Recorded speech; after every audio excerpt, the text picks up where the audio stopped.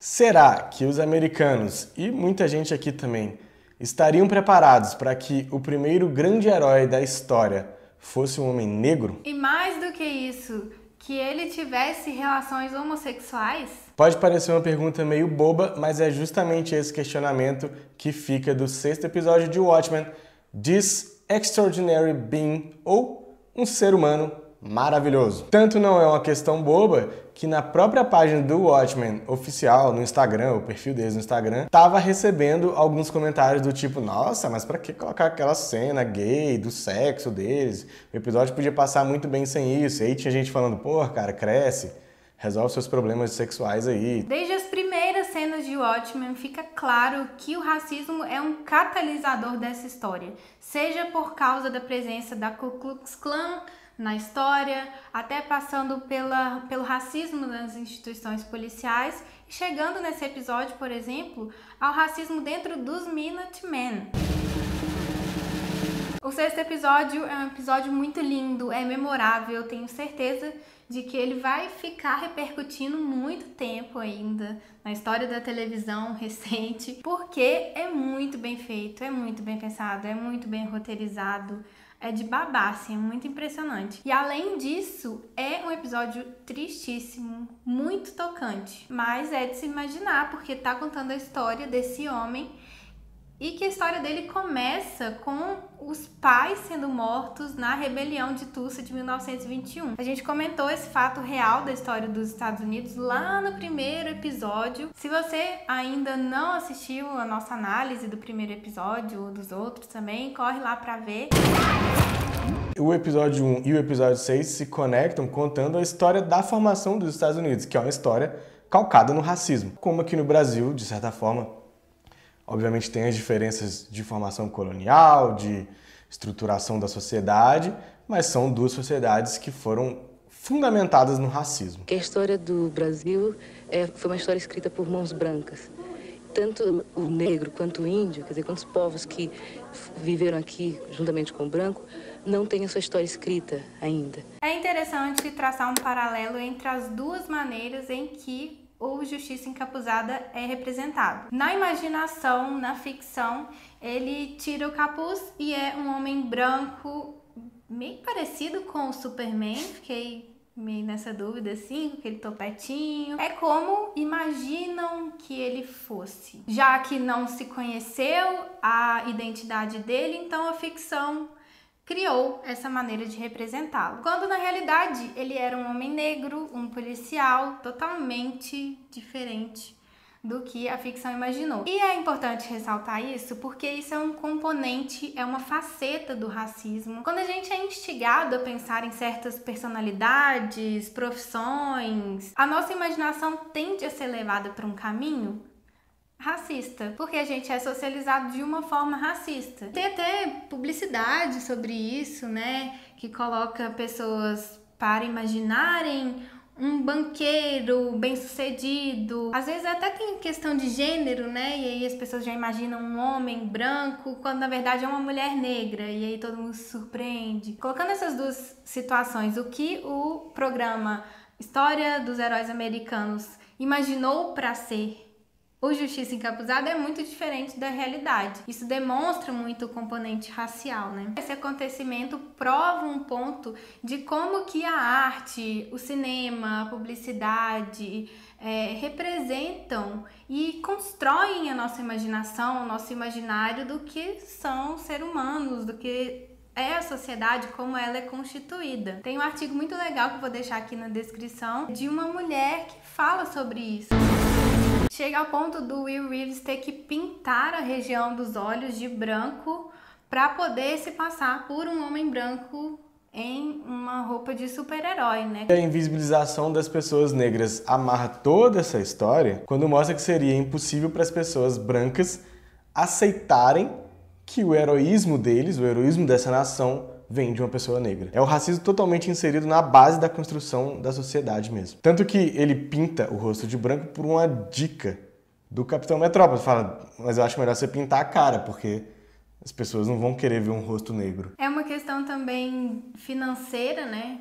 Questão capitalista porque eles são patrocinados. Os Minutemen chegam lá naquela reunião, naquela coletiva de imprensa, sendo patrocinados por um banco que tem um banner mega racista. É ridículo, sei lá, patético, horrível. E enquanto o Justiça Encapuzada estava preocupado em atacar um problema muito real, principalmente para ele, e que afeta toda a sociedade americana naquele momento e no futuro também, quando ele entra para os Minutemen com a promessa de que eles vão combater esse tipo de problema, o racismo, logo ele percebe que não vai ser bem assim. É muito curioso para mostrar como que funcionam as engrenagens de um sistema, né? Eles falam, não, deixa isso para depois, vamos batalhar contra o Moloch ali primeiro, que ele tá dando problema, construindo a nave, sei lá o quê, e depois a gente mexe com esses caras aí, depois a gente vê o que eles estão fazendo. O que vai dar mais publicidade pra eles, né? Ainda mais levando em conta que eles estão sendo patrocinados por um banco racista. É lutar contra os Ciclopes ali, que, diga-se de passagem, é um nome bem ridículo, ou lutar contra esse inimigo criado, que é bem mais vendível, né? Vendável.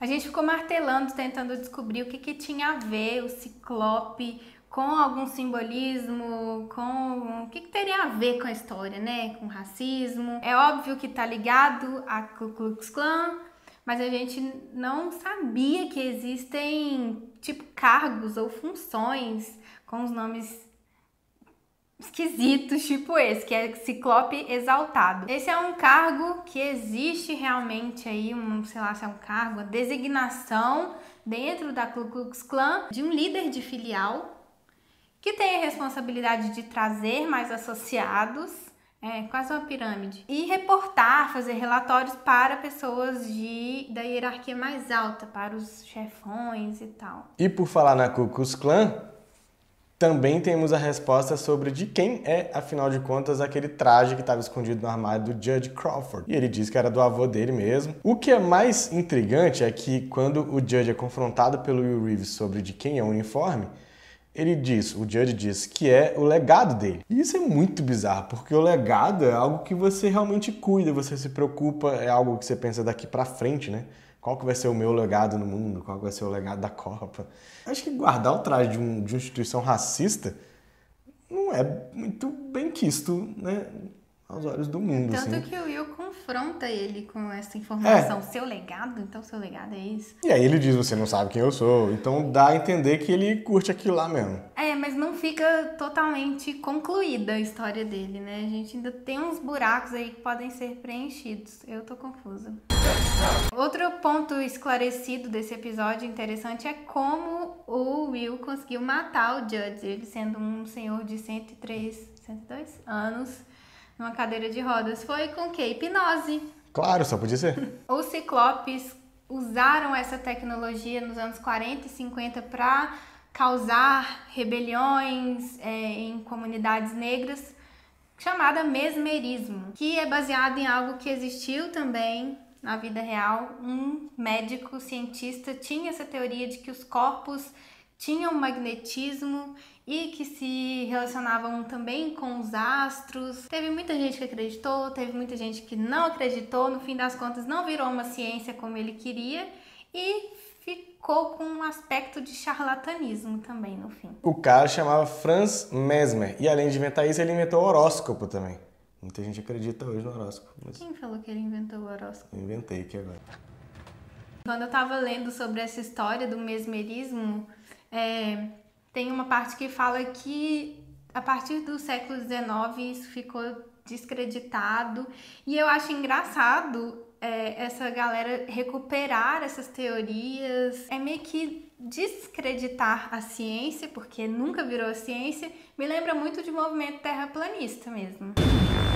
A narrativa é construída com vários paralelos entre o presente, já que a Angela tomou as pílulas de nostalgia do Will Reeves, e essa conexão com o passado, essa nostalgia que ela está sentindo. Tem que abrir o parênteses rapidinho, porque a gente comentou sobre a nostalgia no episódio anterior, né, no vídeo anterior, quando ela ingere aquele monte de pílulas, pensando, o que vai rolar, né? Vai ser uma bad trip dos infernos, porque ela tomou o frasco inteiro. E aí a gente tem essa coisa da nostalgia ser um sentimento que ele também tem uma conotação tanto quanto positiva. A gente tende a imaginar a nostalgia como aquele sentimento de de saudade, de algo bacana, né? Mas a definição crua de nostalgia não é bem isso. Ela tem mais a ver com um passado que não se pode ter mais. Tanto que, às vezes, pessoas que são muito nostálgicas acabam ficando bem chatas mesmo, né? Porque elas ficam presas a esse passado, essa coisa antiga e tudo mais. No episódio, a gente tem só as passagens bem ruins. São passagens muito tensas, muito tristes. O Will Reeves é quase morto, ele é espancado, ele é humilhado por uma sociedade racista e ela vai revivendo esses momentos. Então ela sente todos os momentos de dor, de raiva, de explosão que o Will tem. You need to wake up. A Angela acorda dos efeitos da nostalgia ligada a um soro da mesma forma que a filha da Lady Tro acorda daquele sonho que é uma nostalgia do Vietnã. No episódio passado a gente não tinha entendido que ela estava acordando da nostalgia, né? Mas agora ficou bem claro que era isso. E aí eu fico imaginando a relação da Lady Tru com tudo isso, porque ela é a dona das pílulas, ela que tem a patente ali dos remédios, e ela diz que tem um propósito para a humanidade que vai resolver os problemas. Um insight que me deu é que poderia ser sobre a consciência do passado mesmo, porque a filha dela tem a consciência do que aconteceu com a família, com as pessoas no Vietnã por causa da guerra. Agora a gente tem a Angela tendo consciência. Claro que ela tinha consciência, né? Mas viver esses momentos que o avô dela viveu vai trazer muita revolta, vai mexer com alguma coisa muito séria ali dentro. Será que essa é a solução? Muito poético. Você achou? Achei. Acho que se confrontar o passado para salvar a humanidade. É, porque as pessoas carecem de consciência, né? Carecem de entender o passado para não repetir esse monte de absurdo e para poder lutar para ser diferente, né? Eu ando muito impressionada com a falta de consciência das pessoas. Talvez por isso eu fui por esse caminho, assim. Não seria surpreendente, porque a solução do quadrinho, do gibi, é algo nessa linha, né? A gente tem que pensar também como isso enfrentaria a 7ª Cavalaria, por exemplo, que é esse grupo supremacista que tá ali se reunindo em Tulsa, né? Tem o senador Keane ainda pra mexer, e esse episódio também não tratou do Adrian Void. Eu acho que ele continua o filme forte. Eu acho que o Adrian vai ficar lá naquele lugar, ele é só um sketch dentro do... Seria legal. Ia ser bem da hora. Então acho que é isso. É isso. A Bia acha que é isso? Eu acho também. Então, tchau. Tchau, segura aqui. Vou pegar o bolo. Tchau. Vamos. Gente, mudou. Vamos pra onde? Aí. Eu perguntei se eles vão alugar a casa.